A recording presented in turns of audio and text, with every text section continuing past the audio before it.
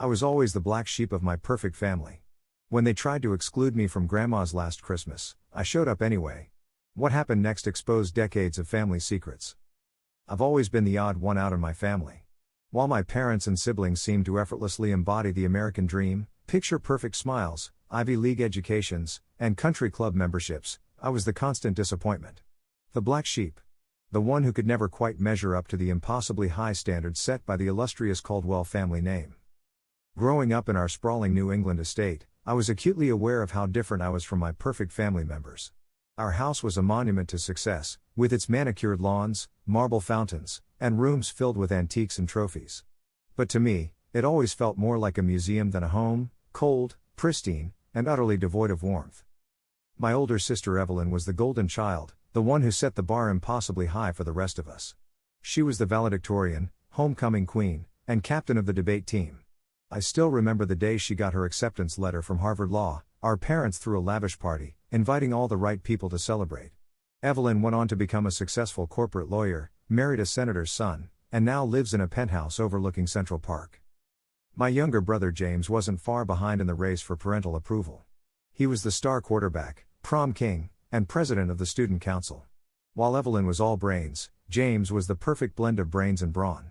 He got a full ride to Princeton, joined the most prestigious eating club, and is now a hotshot investment banker on Wall Street.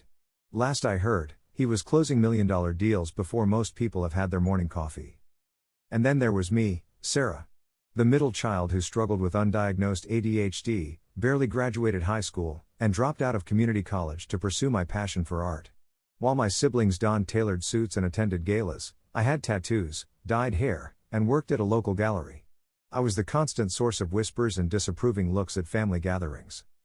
I still remember the day I told my parents I was dropping out of college. We were sitting in my father's study, a room that always made me feel small with its towering bookshelves and imposing mahogany desk. My mother's face crumpled in disappointment, while my father's turned an alarming shade of purple. Art? You want to throw away your future for art? He had bellowed, slamming his fist on the desk. Do you have any idea what this will do to our family's reputation? My mother, always the mediator, tried to smooth things over. Darling, perhaps we should look at this as a phase. Sarah's always been a bit different. I'm sure she'll come to her senses eventually. But it wasn't a phase. It was who I was. And no matter how hard I tried to explain my passion, my dreams, they never understood. To them, success was measured in degrees, job titles, and social status. My definition of fulfillment, creating beauty, expressing myself, making a difference through art, was incomprehensible to them. As the years went by, the rift between me and my family grew wider and wider. I saw them less and less, only showing up for obligatory holiday dinners where I'd sit in awkward silence while everyone else chatted about their latest accomplishments. I started to dread these gatherings, knowing I'd leave feeling small and worthless every time. The worst part was the constant comparisons. Why can't you be more like your sister? My mother would sigh, adjusting her pearl necklace with manicured fingers. Evelyn's just made partner at her firm, you know. And she's only 32. Or my father would corner me, scotch in hand, and demand, when are you going to grow up and get a real job? Your brother's already on track to make managing director. What do you have to show for yourself? Even when I did achieve something I was proud of, like when one of my paintings was featured in a local art show, it was never enough. That's nice, dear, my mother would say with a tight smile. But don't you think it's time to consider a more stable career? What about graphic design? At least that's somewhat respectable. The constant disapproval wore me down. I started to believe that maybe they were right. Maybe I was a failure. Maybe my dreams were foolish and impractical. There were days when I considered giving it all up, getting a real job, becoming the daughter they always wanted. But every time I thought about conforming, about squeezing myself into the mold they'd created, I felt like I was suffocating. But despite it all, there was one person who always made me feel loved and accepted, my grandmother Rose. She was different from the rest of the family. A free spirit who had traveled the world in her youth and always encouraged me to follow my dreams. When everyone else looked at me with disappointment, she looked at me with pride. Grandma Rose's house was my sanctuary. Unlike the cold perfection of my parents' mansion, her home was warm and inviting. It was a charming Victorian filled with eclectic artwork from her travels, overstuffed bookshelves, and the constant aroma of freshly baked cookies. Photos and keepsakes from her adventures adorned every surface, each with a fascinating story behind it. I remember spending countless afternoons in her sunlit studio, watching in awe as she worked on her pottery. Her hands, wrinkled and spotted with age, would skillfully shape the clay on her wheel. "Life is like this clay, Sarah," she'd often say. "It can be molded into anything you want, but you have to have the courage to shape it yourself." She was the one who gave me my first set of paints when I was 7. While my parents pushed me towards more practical hobbies, Grandma Rose nurtured my creativity. She'd sit with me for hours, watching as I covered paper after paper with colorful creations. "You have a gift, my dear," she'd say, her eyes twinkling. "Never let anyone tell you otherwise." As I grew older, Grandma Rose became my confidant. When I was struggling with my ADHD in school, she was the one who listened without judgment and helped me find coping strategies. When I was bullied for being weird in high school, she taught me to embrace my uniqueness. And when I was terrified about dropping out of college to pursue art, she was the one who encouraged me to take the leap. "Life is too short to live it for someone else, Sarah," she told me over tea in her cozy kitchen. "Your parents mean well, but they're trapped in their own narrow view of success. True happiness comes from being true to yourself." Her unconditional love and support were my lifeline during the darkest times. When family dinners left me feeling worthless, I'd drive straight to her house. She'd wrap me in a warm hug, sit me down with a mug of hot chocolate, and remind me of my worth. "You're not a black sheep, Sarah," she'd say firmly. "You're a unicorn in a field of horses. Never forget how special you are." So when I got the call that Grandma Rose was in the hospital and likely wouldn't make it to see another Christmas, my heart shattered into a million pieces. The thought of losing her, my rock, my biggest supporter, was almost unbearable. I knew I had to see her one last time, to thank her for being there for me all these years. With shaking hands, I called my mother to ask about visiting arrangements. Her voice was cold and clipped when she answered. "We're having a small family gathering at Rose's house for Christmas," she informed me. "It's her final wish to have everyone together." My heart lifted for a moment. A chance to be with Grandma Rose one last time, surrounded by family. But my mother's next words crushed that hope. "But given the circumstances, we think it's best if you don't attend. We don't want any drama to upset her in her final days." I was stunned into silence. They were excluding me from my own grandmother's last Christmas? The one person who had always been there for me? Anger and hurt bubbled up inside me. How dare they try to keep me away? "But she's my grandmother too," I protested weakly. "I have every right to be there." "Sarah," my mother sighed, her voice dripping with condescension. "You know how these gatherings go. You always end up making a scene or embarrassing the family somehow. This isn't about you. It's about giving your grandmother a peaceful final Christmas. Surely you can understand that?" I wanted to scream, to argue, to demand my place at the gathering. But years of conditioning kicked in, and I found myself mumbling an agreement before hanging up. For hours afterwards, I sat in my small apartment, alternating between crying and seething with anger. But as I sat there, surrounded by my artwork, pieces that Grandma Rose had always loved and encouraged, something inside me snapped. I thought about all the times she had stood up for me, all the times she had encouraged me to be true to myself. What would she say if she knew they were trying to keep me away? In that moment, I made a decision. I didn't care what they thought anymore. I was going to that Christmas gathering, invited or not. Grandma Rose deserved to have her whole family there, even the black sheep. And I deserved the chance to say goodbye to the one person who had always accepted me for who I was. The next few days were a blur of preparation. I finished up a painting I had been working on as a gift for Grandma Rose, a vibrant, colorful piece inspired by her stories of traveling the world. I also baked a batch of chocolate chip cookies using her recipe, the same ones we used to make together when I was little. On Christmas Eve, I made the 3-hour drive to my hometown, my heart pounding the entire way. As I pulled up to my grandmother's stately Victorian home, I could see the warm glow of the Christmas tree through the frosted windows. Silhouettes of my family members moved about inside, laughing and chatting. For a moment, doubt crept in. Maybe they were right. Maybe I would just ruin everything. But then I remembered Grandma Rose's words, "Courage, my dear. Always have the courage to be yourself." Taking a deep breath, I grabbed my gifts and marched up to the front door. Before I could second-guess myself, I rang the bell. The door swung open, revealing my mother's shocked face. She was dressed impeccably as always, not a hair out of place despite the casual setting. "Sarah?" she hissed, her eyes darting nervously behind her. "What are you doing here?" I straightened my spine, meeting her gaze steadily. "I'm here to see Grandma," I said firmly, pushing past her into the foyer. The warm, familiar scent of pine and cinnamon washed over me, bringing back a flood of happy memories. The chatter in the living room abruptly ceased as all eyes turned to me. I saw a mix of emotions on my relatives' faces: surprise, disapproval, and in a few cases, a hint of guilt. My father stood up from his armchair, his face turning an alarming shade of red. "I thought we made it clear you weren't welcome here," he said in a low, dangerous voice. The same voice he used when I was a child and had disappointed him yet again. I opened my mouth to respond, to defend my right to be there, when a frail voice called out from the back of the room. "Sarah?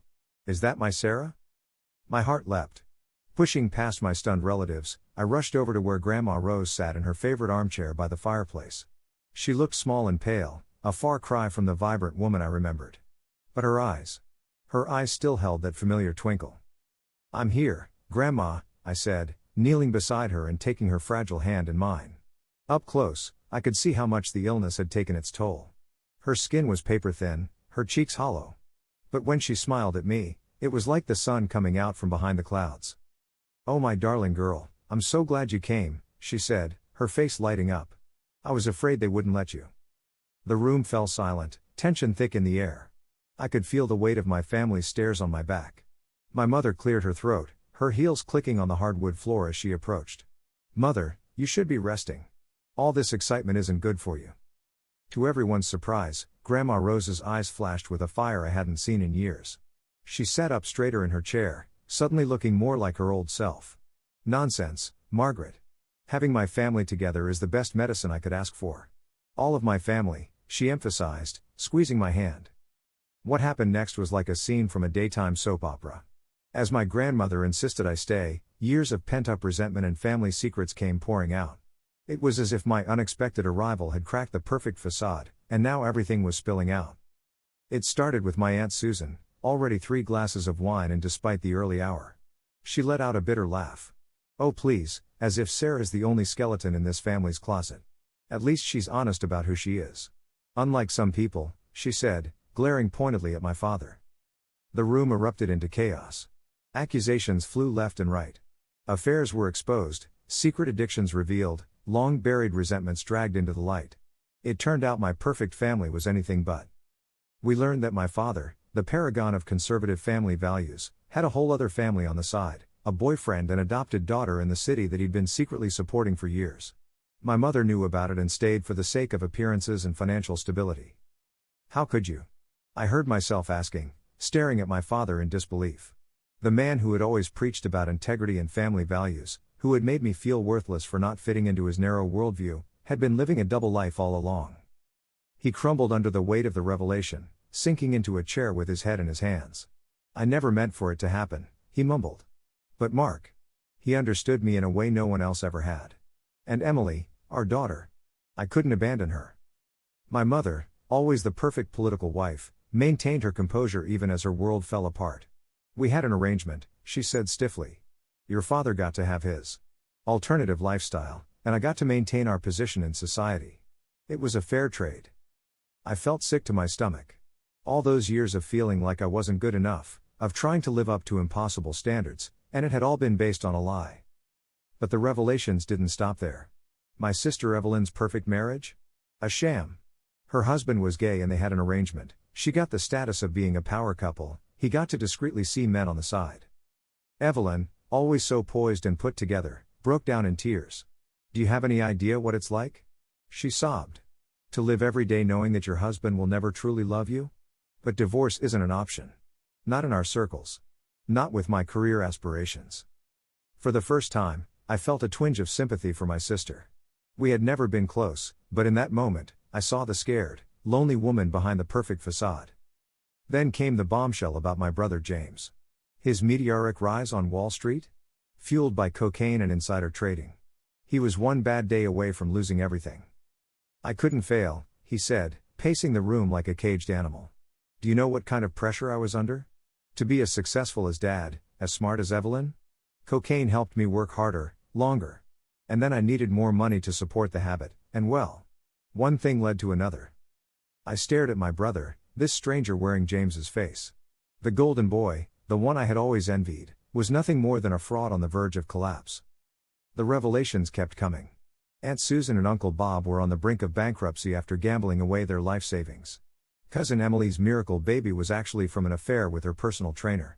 Uncle George had been embezzling from his own charity for years. It went on, each revelation more shocking than the last. A lifetime of lies and deception came crumbling down in a matter of hours. I sat there in stunned silence, watching the carefully crafted image of my family disintegrate before my eyes.